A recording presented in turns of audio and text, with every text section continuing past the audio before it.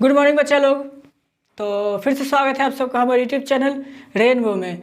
तो जैसा कि बच्चा सब आप सबने थंबनेल देख लिया, आज की इस वीडियो में हम लोग डिस्कस करने वाले हैं अ मैरिज प्रपोजल, जो कि आपका प्रोज सेक्शन का लास्ट चैप्टर है। उसका समरी हो चुका था, अच्छी तरीके से जो चैप्टर समझाने का था वो काम हो गया था।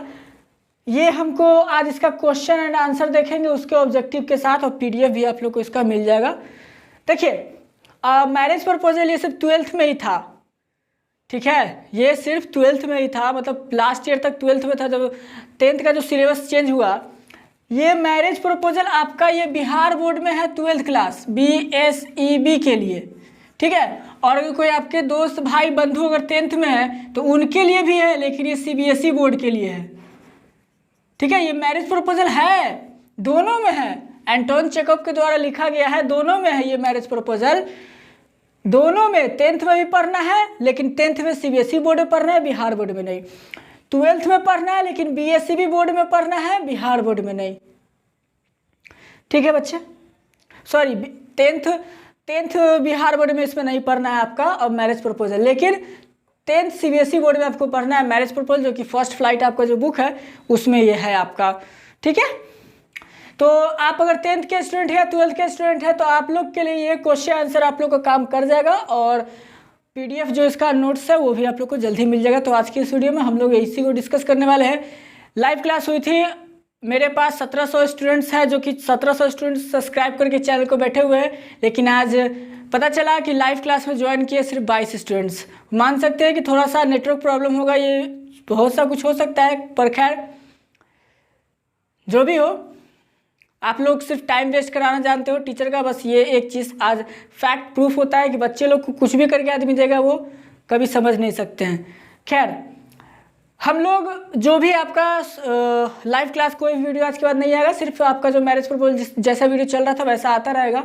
सोचे थे उसको इम्प्रूव कर लेंगे लाइव क्लास का, लेकिन करने से कोई फ़ायदा है नहीं। तो हम लोग को देखना है जो आज, उसको आप लोग ऐसे अभी अगर देखोगे ध्यान से तो ओवरऑल 90% आपका पूरा का पूरा क्वेश्चन और पूरा का पूरा ऑब्जेक्टिव आपको याद हो जाएगा, तो ठीक है।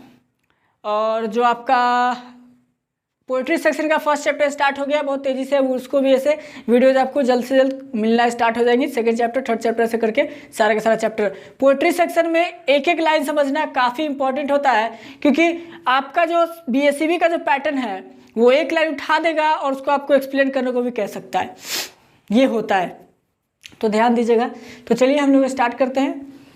आप अपने स्क्रीन पर सारा का सारा क्वेश्चन देख लेना, ठीक है। छोड़िए इसको रीच करना, क्या फ़ायदा, इसे भी तो आपको स्क्रीन पर दिखना है। चलिए, वीडियो पसंद है तो लाइक करना, अपने दोस्तों के साथ शेयर करना, और चैनल को सब्सक्राइब करना बिल्कुल मत भूलना अगर ज़्यादा पसंद आए तो। चलिए, हाँ, तो बच्चा सब, हम लोग का जो पहला क्वेश्चन है ऑब्जेक्टिव से स्टार्ट होगा, फिर सब्जेक्टिव पर जाएंगे, और लॉन्ग तक ऐसे आज इस चैप्टर को ऐसे फिनिश कर देंगे। आप लोग का पूरा का पूरा प्रोज सेक्शन खत्म हो जाएगा। तो चलिए, ऑब्जेक्टिव आप लोग आप अपने स्क्रीन पर देख सकते हैं। वीडियो पर आए हो तो पूरा वॉच करके ही जाना, कि कुछ सीख कर जाए, ये नहीं कि बीच में से छोड़े फिर आधा देखे फिर देखे, ऐसा मत करना। आए हो तो पूरा वॉच करके जाना ताकि कुछ सीख लो। चलिए, ऑब्जेक्टिव क्वेश्चन आप अपने स्क्रीन पर देख सकते हैं। पहला क्वेश्चन कहता है, who is the writer of the prose piece a marriage proposal. अब मैरिज प्रपोजल के लेखक का नाम क्या है, तो पता है आपको, ऑप्शन आपको दिया हुआ है, William Shakespeare, H.E. Bates, Anton Chekhov या मनोहर मलगांवकर। तो H.E. बेट्स तो नहीं है, विलियम शेक्सपियर भी नहीं है, मनोहर मलगांवकर भी नहीं है, तो बच्चा क्या, एंटोन चेखव सही ऑप्शन आप लोग का हो जाएगा। C नंबर, एंटोन चेखव आप टिक लगा लीजिएगा, सॉरी लगाई हुआ है, आप इसको याद कर लीजिएगा। Anton Chekhov was born in, Anton Chekhov का जन्म कब हुआ था, जिसको आंसर पता है वो नीचे कमेंट करना। अच्छा, देख लिया आप लोग तो, सॉरी देख ही लिए हैं। एंटोन चेखव का जन्म डेट है बच्चा 1860। चलिए आते हैं क्वेश्चन नंबर 3 की तरफ। When did Anton Chekhov die, Anton Chekhov की मृत्यु कब हुई थी। तो एंटोन चेखव की मृत्यु आप लोग को पता है कि 1904 था, 1904 सही ऑप्शन हो जाएगा D। चलिए क्वेश्चन नंबर आते हैं 4 की तरफ। मिस्टर स्टीपान स्टेपानोविच चुबुकोव पिज़ा, जो मिस्टर स्टीपान स्टेपानोविच चुबुकोव थे वो क्या थे, उनका क्या पेशा था, लॉयर थे, लैंड ऑनर थे, राइटर थे, पोएट थे। तो लैंड ऑनर थे, ठीक है, याद रखिएगा। मेरी आवाज़ क्लियर जा रही होगी तो कमेंट करना, और अगर वीडियो में कोई प्रॉब्लम है तो वही बताना, ठीक है। चलिए आते हैं क्वेश्चन नंबर 5 की तरफ। नेटालिया इज द डॉटर ऑफ, नैटालिया किसकी बेटी थी? 4 ऑप्शन है देखिएगा, चुबुकोव की, चेकोव की, इवान की, वैसिलेविच की। तो पता है आप लोग को आपका जो नैटालिया है वो चेकोव की बेटी थी, ठीक है, स्टीपान स्टीपानोविच चुबुकोव। तो इसमें जो ऑप्शन दिया है बच्चा सी, ये ऑप्शन गलत है। इसका जो सही आंसर है वो था स्टीपान स्टीपानोविच चुबुकोव। तो Natalia is a daughter of Chubukov आप लिखिएगा, ठीक है, चुबुकोव का, ठीक है, गलती से प्रिंट हो गया, चुबुकोव लिखिएगा आप। चलिए आते हैं क्वेश्चन नंबर 6 की तरफ। हाउ ओल्ड नैटालिया इज, पूछ रहा है आपसे बच्चा कि नैटालिया कितनी साल की थी। तो पता है 25 ईयर्स की थी, कोई दिक्कत नहीं, 25 ईयर्स की थी, याद कर लीजिएगा, ऑप्शन नंबर डी हो जाएगा। क्वेश्चन नंबर 7 देखिएगा क्या कहता है, a marriage proposal presents characters who cause their own. जो मैरिज प्रपोजल है वो प्रेजेंट कैरेक्टर्स पे बता रहा है, तो क्या है से काम करता है। तो ऑप्शन है आपका बिलीव्स का, कंफर्ट का, कॉमेडीज का, या फिर डिस्कम्फर्ट का। तो डिस्कम्फर्ट है इसका सही ऑप्शन, आप टिक लगा लीजिएगा। क्वेश्चन नंबर 8 की तरफ आते हैं। How did Chubukov react when he comes to know that Lomov wants to marry Natalia. Chubukov का कैसा रिएक्शन था जब वो जाना कि जो लोमोव है वो अब उसकी बेटी से शादी करने को तैयार है, शादी करना चाहता है। तो हैप्पी था, सैड था, एंग्री था, या फिर थाउटफुल था। तो बताया था कि बहुत ज़्यादा खुश था कि मेरी बेटी एक धनी मनी व्यक्ति के साथ ऐसे शादी उसका हो जाएगा, तो इसलिए वो बहुत ज़्यादा खुश थी। तो आप देख सकते हैं आप अपने स्क्रीन पर। क्वेश्चन नंबर 9 देखते हैं। Lomov thinks that he is a critical age because he is. Lomov सोचता था कि वो अपने क्रिटिकल स्टेज पर है, बिकॉज ही इज ऐसा क्यों। तो सही ऑप्शन है आपका 35 ईयर्स ओल्ड, 35 साल का था, इसलिए वो ऐसा सोच रहा था कि मुझसे शादी कौन करेगा, कोई करेगा कि नहीं करेगा। तो सोच लो 35 साल का उम्र का आदमी को मिलता है 25 साल की वाइफ, अच्छी तो है। चलिए, तो 35 ईयर्स ओल्ड था, इसलिए उसको ऐसा चिंता था। क्वेश्चन नंबर आता है 10 की तरफ। Who has got a heart condition with palpitation all the time. तो हमेशा कौन था जो कि उसको डर लगा रहता था, लोमोव था, चेकोव था, या फिर नैटालिया थी विच चेकोव थी। तो पता है कि वो लोमोव था, हमेशा डरता रहता था कि मेरी शादी होगी नहीं होगी, मेरा बच्चा होगा नहीं होगा, मुझे इतना सारा बीमारी है, हमेशा पैल्पिटेशन करता रहता था, वो था लोमोव। चलिए क्वेश्चन नंबर 11 आते हैं। मैरिज इज मैरिज क्या है, प्रपोजल, मैरिज इज एक ऐसे है, स्पीच है, ड्रामा है, या शॉर्ट स्टोरी है। तो बताया था मैरिज प्रपोजल आप लोग का एक ड्रामा है। क्वेश्चन नंबर 12 देखिएगा। अ marriage proposal is a act play. A marriage proposal कितने लोगों का एक्ट प्ले है।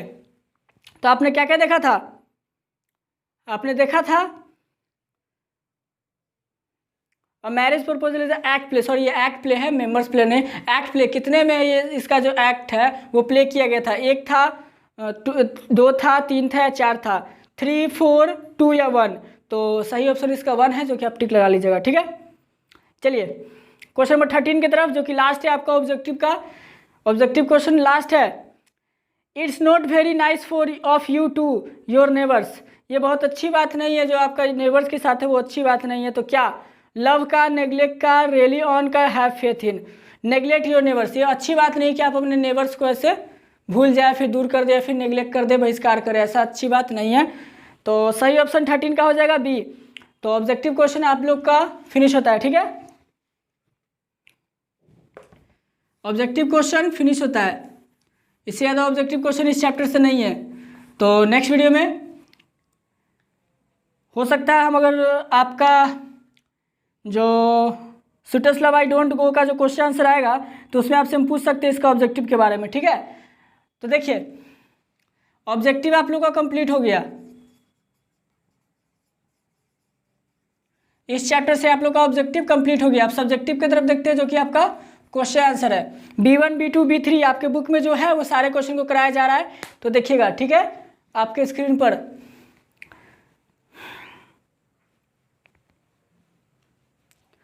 लॉन्ग में टोटल क्वेश्चन 7 है।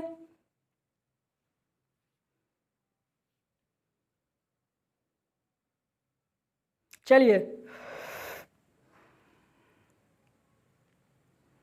B1, B2, B3 को हम लोग देखेंगे। पहला जो आपका पहला सेट का जो क्वेश्चन वो कहता है answer the flowing question briefly, मतलब संक्षेप में इसका आंसर दीजिए, जितना कम से कम हो सके उतना में आपको आंसर देना है। तो आप आंसर देख सकते हैं। जो पहला क्वेश्चन है, पहला क्वेश्चन आपसे पूछता है how is Lomov greeted by Chubukov. Lomov कैसा ट्रीट किया जाता था चुबुकोव के द्वारा, ठीक है, कैसे ऐसे बिहेवियर था दोनों के बीच में, वही आप लोग को बताना है। तो Lomov is greeted by Chubukov by saying welcome and shaking hand with Lomov. जो आदर सत्कार किया गया, बुलाया गया जब लोमोव चुबुकोव के घर आए तो हाथ मिलाए रिस्पेक्ट के साथ और क्या किया, उनका बहुत अच्छे से वेलकम किया और उन्हें से अंदर लिया। तो यही था आंसर। क्वेश्चन नंबर 2 देखिएगा, how does Chubukov react when he comes to know that Lomov wants to marry Natalia. Chubukov ने कैसा रिएक्शन दिया जब उसको पता चला कि मेरा दोस्त लोमोव है वो मेरी बेटी से शादी करना चाहता है। तो बताया था बहुत ज़्यादा खुश हो गया था क्योंकि उसके लिए इतना धनी मनी व्यक्ति मिल रहा है तो इसलिए खुश हो गया था। तो आंसर आप देख सकते हैं, Chubukov becomes happy to know that Lomov wants to marry Natalia. Chubukov बहुत ज़्यादा खुश हो गया था ये जान करके कि नटालिया से लोमोव शादी करने को तैयार है। क्वेश्चन नंबर 2 यही था। क्वेश्चन नंबर 3 देखते हैं। क्वेश्चन 3 क्या कहता है, ध्यान से देखिएगा, why does Lomov think that he is a critical age. Lomov ऐसा क्यों सोचता था कि वो अब अपने आखिरी स्टेज पे, आखिरी एज पर है, क्रिटिकल एज पे है, यहाँ पर उसे कोई शादी वगैरह कोई करेगा नहीं, ऐसा क्यों था। तो ऐसा इसलिए था कि देखिएगा, Lomov thinks that he is a critical age because his age is 35 years old. ऐसा इसलिए सोचता था क्योंकि उसका एज हो चुका था 35 ईयर्स, तो काफ़ी ज़्यादा ये एज होता है, इसलिए वो ऐसा सोचा करता था। चलिए क्वेश्चन नंबर 4 देखिएगा, why does Lomov feel nervous before proposing to Natalia. जो लोमोव है, जो हम लोग का जो कैरेक्टर में से मेन कैरेक्टर एक है, वो नटालिया को प्रपोज करने में क्यों नर्वस फील कर रहा था, तो उसका आंसर देना है आप लोग को। तो उसका सही आंसर है बच्चा देखिएगा, Lomov feels nervous before proposing to Natalia because he is in his critical age. ऐसा इसलिए क्योंकि वो अपने क्रिटिकल एज में था और नटालिया सिर्फ 25 ईयर्स की थी, तो इसलिए ऐसे ये प्रॉब्लम हो रहा था। And Natalia is an excellent housekeeper, she is beautiful and she is educated. ऐसा इसलिए भी कि वो बहुत अच्छा घर संभालती थी और वो बहुत ही खूबसूरत भी थी और बहुत ज़्यादा पढ़ी लिखी भी थी। तो ये सब सोच करके भी ये जो लोमोव थोड़ा सा नर्वस हो रहा था। ये 10th और 12th दोनों के लिए फिर से बता दे रहा हूँ, अगर आप लोग के भाई बहन हैं 10th में CBSE में तो उन्हें आप ये प्रिफेयर कर सकते हैं। क्वेश्चन नंबर देखते हैं हम लोग 5 को, why is Natalia afraid that all her hay may rot. क्या लिखा है,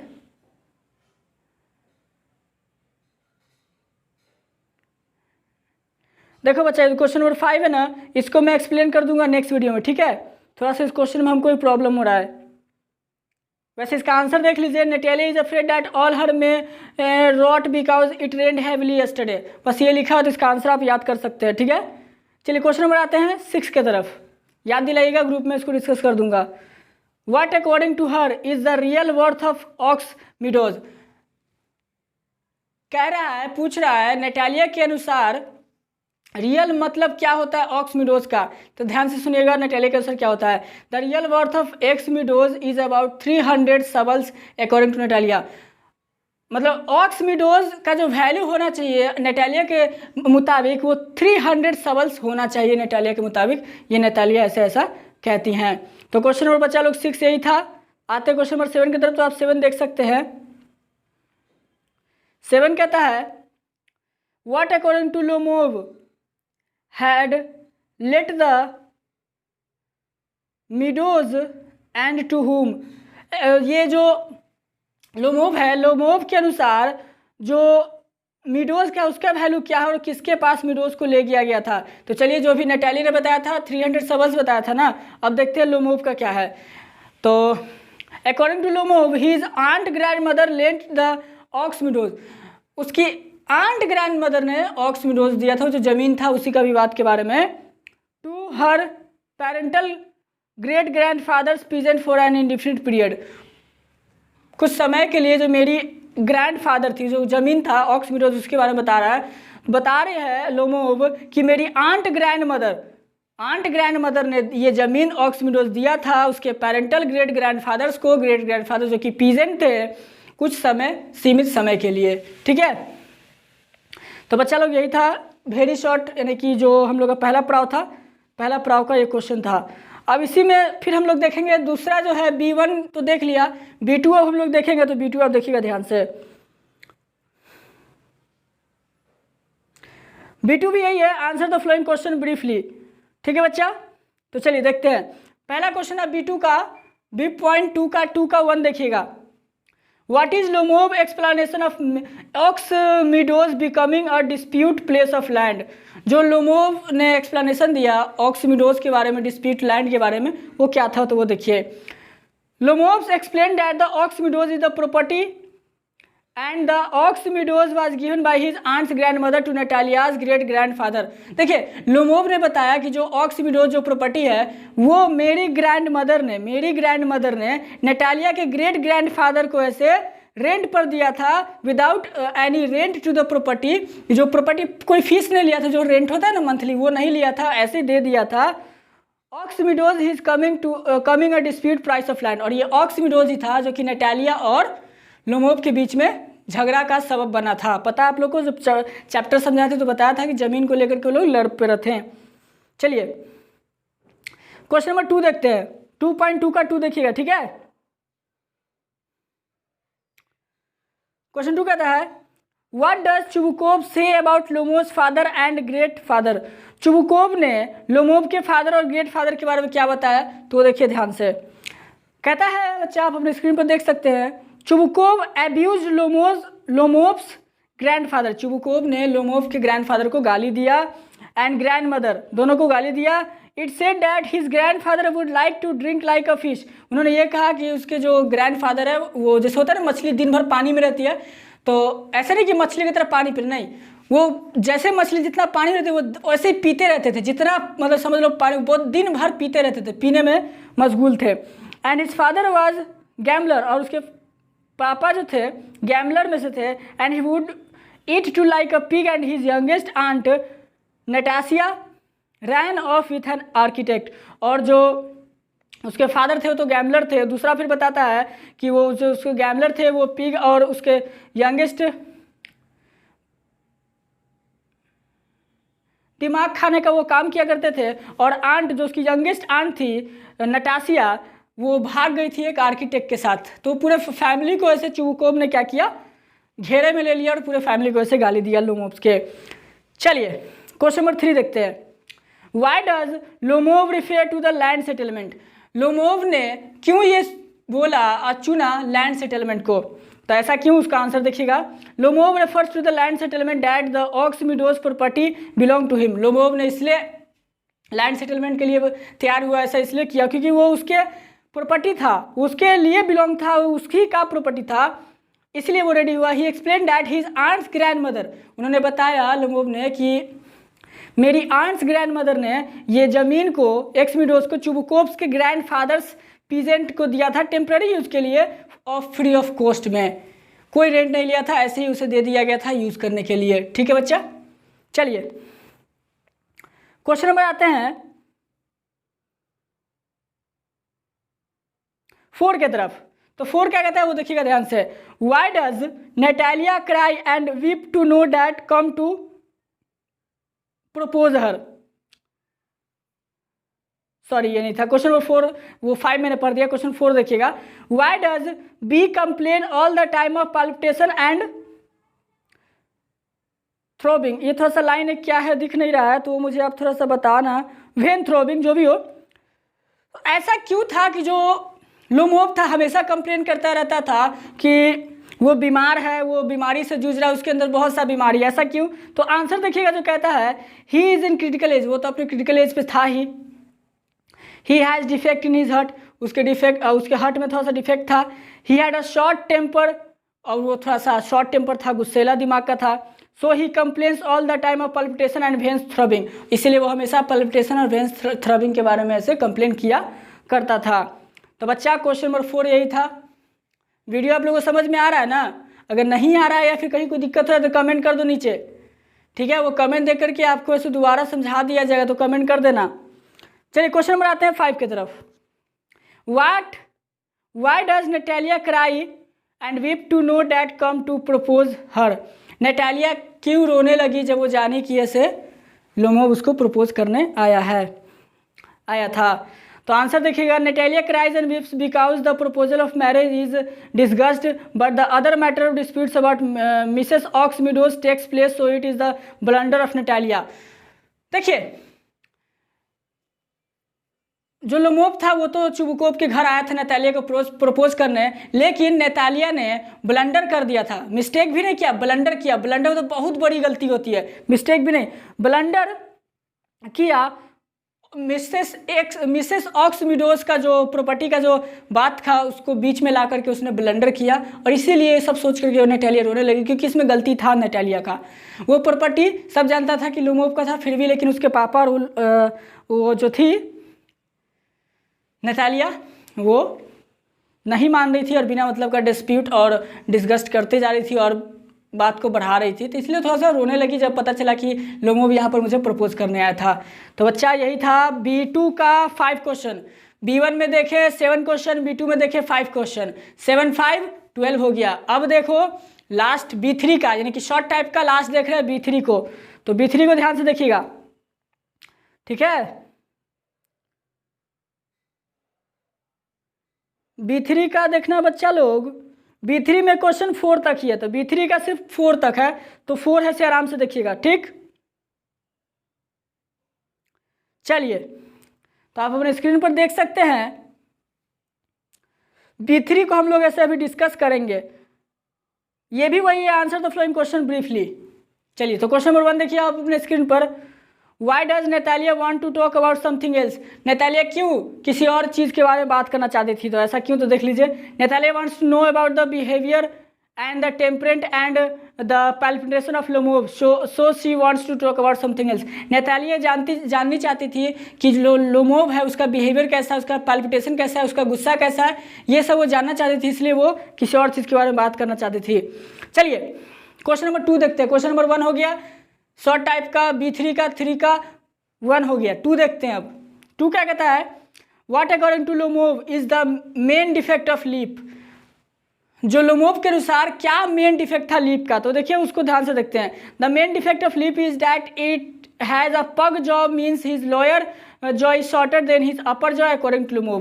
कहता है कि जो पग लीप थे, यानी कि जो उसका जो कुत्ता था लीप, बताए थे ना गेस और लीप था, तो जो लीप एक पग कुत्ता है, तो बताता है कि जो उसमें मेन डिफेक्ट था ये था कि जो लोअर जो था, नीचे का जो जॉ था ना वो छोटा था ऊपर वाले जॉ। पग को देखे होंगे तो सब सेम होता है, तो वो बताता है लोमोव की जो मेरा जो पग था उसका जो लोअर जो नीचे वाला था वो छोटा था ऊपर के मुकाबले, ठीक है। तो आते हैं क्वेश्चन नंबर 4 की तरफ। 4 देखिएगा, सॉरी क्वेश्चन नंबर 3 की तरफ। 2 तो हो गया, 3 देखिएगा। Why how does Natalia describe her on pet dog Leap. चलिए, नैटालिया ने कैसे अपने कुत्ते को ऐसे डिस्क्राइब किया, लीप के बारे में क्या बताया। गेस कुत्ता था लोमोव का। Natalia describe her on pet dog Leap that Leap is still young. Natalia ने डिस्क्राइब किया कि लीप अभी तक जवान है। It is not a full grown hound yet, अभी तक ये पूरी तरह से बड़ा नहीं हुआ है। But for points and action not even Volkanist sky has a better dog, लेकिन अभी तक में इससे अच्छा कोई डॉग मैंने नहीं देखा है। चलिए, तो ये था क्वेश्चन नंबर 3 जो कि आप अपने स्क्रीन पर देख सकते हैं, इसको याद कर लीजिएगा। क्वेश्चन नंबर 4 देखते हैं। This is a load of my back, what is this load, why does Chubukov से सो। देखिए, ये जो लाइन है ना, इसको कहीं लिख लेना, बहुत इंपॉर्टेंट लाइन होता है, कभी भी इसको एक्सप्लेन करने को पूछ सकता है। पूछ रहा है that is a load of my back, ये जो लोड था मेरे पीठ पर, पीठ के अंदर मेरे कंधे पर बहुत ज़्यादा बोझ था, ये लोड क्या था, और वाई डज चुबुकोव से सो, और क्यों चुबुकोव ने ऐसा कहा। तो आंसर देखिएगा, this load is the marriage of Natalia. सही बात है, किसी भी बाप के घर अगर बेटी कुंवारी 25 साल की हो गई तो बहुत ज़्यादा एक टेंशन बोझ रहता है, जो सोसाइटी का जो है नेचर उसके अनुसार। ऐसा इसलिए था कि जो नैटालिया थी वो उम्र की हो चुकी थी 25 साल की, और यह लोड था उसके शादी का, यानी कि this load is the marriage of Natalia. Chubukov says that the marriage of Natalia is a load of my back because Natalia got married with Lomov. ये मेरे पीठ पर एक बोझ था, एक था मतलब भारी वजन समझ सकते हैं। जब तक कि ऐसे नैटालिया का शादी लोमोव से नहीं होती तब तक ये मेरे पास एक भारी वजन ही बोझ ही था। तो शादी आखिरकार हो जाता है लोमोव के साथ, जो कि खुशी खुशी रहते भी है, मैंने बताया था। तो सारे के सारे क्वेश्चन आपका जितना भी था बच्चा, बता दूं, जितना भी था, ठीक है, जितना भी क्वेश्चन था आप लोग का देख सकते हैं। शॉर्ट टाइप में आप अपना बुक में देख लेना, शॉर्ट टाइप में B1 में question, total number of question थे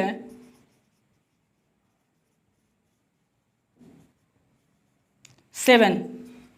B2 में टोटल नंबर क्वेश्चन थे, B2 में कितना था 5, और B3 में 4। 7 + 5 + 4 टोटल हो गए 16। 16 क्वेश्चंस हम लोग ने अभी डील कर लिया। ठीक है, इसको याद कर लीजिएगा आप लोग,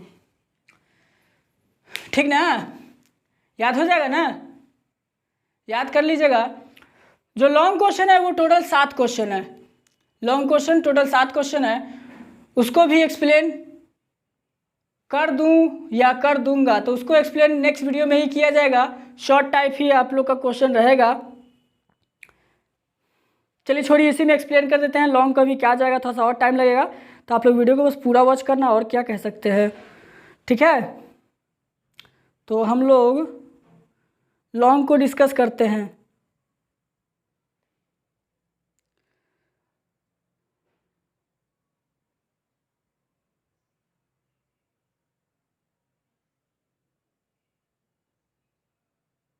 नहीं, लॉन्ग में थोड़ा सा टाइम बहुत ज़्यादा लग जाएगा, और वीडियो वैसे भी बहुत लंबी हो चुकी है, तो आप लोग वैसे भी देखते हो नहीं, आप लोग पता नहीं सिर्फ टाइम पास करने के लिए आते हो या फिर सिर्फ नोट्स लेने के लिए आते हो और चले जाते हो, यही आप लोगों का काम बन गया है। तो कोई बात नहीं है, मेरा काम है जो मैं अपना वो करूँगा, आपका जो काम हो आप करो। अब मैरिज प्रपोजल का जो हमने जितना था, आप लोग का जितना एक क्वेश्चन था हमने कवर अप कर लिया, ऑब्जेक्टिव क्वेश्चन भी हमने कवर अप कर लिया। ठीक है, सब्जेक्टिव का जो वेरी लॉन्ग का क्वेश्चन है वो आप लोग को नेक्स्ट वीडियो में मिल जाएगा, एक सेपरेट वीडियो रहेगा उसका। तो आई होप कि आप लोग को ये वीडियो समझ में आया होगा। कोई क्वेश्चन में डाउट नहीं होगा, कोई डाउट होगा तो कमेंट करके पूछ लीजिएगा, नहीं तो ग्रुप में मैसेज कर लीजिएगा, पूछ लीजिएगा, वहाँ पे ही बता दीजिएगा। इसका नोट्स आप लोग को PDF सेंड कर दिया जाएगा। आप लोग अगर वीडियो देख ली हो, कमेंट करना, जो वीडियो देखेगा वो कमेंट जरूर करना कि मुझे इसका नोट्स चाहिए, तब मैं सेंड कर पाऊंगा उसको, वरना मुझसे थोड़ा सा मुश्किल होगा कि मैं सेंड कर पाऊँ। ठीक है, तो याद से कमेंट कर दीजिएगा कि सर मुझे नोट्स चाहिए, आप लोग को मिल जाएगा। तो आई होप सो कि आपका वीडियो आप लोग का समझ में आया होगा, और जो लाइव क्लास में जो गलतियाँ हुई उसके लिए तहे दिल से सॉरी। वो मेरे हाथ में नहीं था, वो नेटवर्क का तो प्रॉब्लम था, लेकिन फिर भी तहे दिल से सॉरी है। ठीक है, कोशिश रहेगा आप लोग का जो सिलेबस है इंग्लिश का वो तो जल्द से जल्द कंप्लीट हो जाएगा, और सीरीज में से केमिस्ट्री का स्टार्ट हो गया था, फिजिक्स कल मिल जाएगा। कॉमर्स का भी सीरीज जो आपका कॉमर्स का है, BST और अकाउंट्स के क्वेश्चन बहुत जल्द आने वाले हैं, मे बी 19 को आ जाएगा। ठीक है, 20 से आप लोग का जो आपका सीक्वेंस वाइज है वो टाइम बता दिया जाएगा, जिसमें कि आपका लोग का जो क्लास चलेगा वो इंग्लिश लिटरेचर चल रहा है सो चल रहा है, ग्रामर चलेगा और हिंदी चलेगा, और जो सीरीज है वो सीरीज कंटिन्यू रहेगा। आप लोग से अब अनुरोध है, रिक्वेस्ट है कि अपने दोस्तों के साथ इसको शेयर करो, ज़्यादा से ज़्यादा शेयर करो, ताकि हम लोग का भी थोड़ा सा आगे बढ़ पाए। क्योंकि अभी है बच्चों लोग के पास मिल नहीं पाता है, बच्चे लोग मुझे कमेंट करते हैं कि सर कितना फ़ीस है, फ़ीस काय को है, मुझे कोई फ़ीस नहीं चाहिए, फ्री ऑफ कॉस्ट पढ़ो ना, बस पढ़ो। तो इसलिए ज़्यादा से ज़्यादा शेयर करो। मैंने देखा है बहुत से बच्चे लोग से पेमेंट लिया जा रहा है, हर जगह मैंने देखा है 200 300 400 रुपये लिया जा रहा है। ठीक है, तो मुझे वो लेना नहीं है, मुझे चाहिए भी नहीं। तो आप लोग कोशिश करो कि इसको ज़्यादा से ज़्यादा तक शेयर करें, ताकि वो 200 300 रुपये अगर कोई बच्चे का वो यहाँ पर क्यों आ रहे हैं, पढ़ने के लिए आ रहे हैं। ठीक है, तो उनका हेल्प हो जाए, बस यही बोलेंगे। आई होप सो कि वीडियो पसंद आए। अगर इसमें कोई डाउट हो गया हो या कुछ क्वेश्चन पूछना हो तो कमेंट कर लेना, व्हाट्सअप पे है उससे पूछ लेना। मिलते हैं नेक्स्ट वीडियो में, तब तक स्टे होम स्टे सेफ। और इंस्टाग्राम की ID है रेनबो का, उसको जरूर फॉलो करना। आपका हमारे इस वीडियो पर बहुमूल्य समय देने के लिए आपका फिर से बहुत बहुत धन्यवाद। दोबारा मिलेंगे नेक्स्ट टॉपिक के साथ, तब तक के लिए गुड बाय।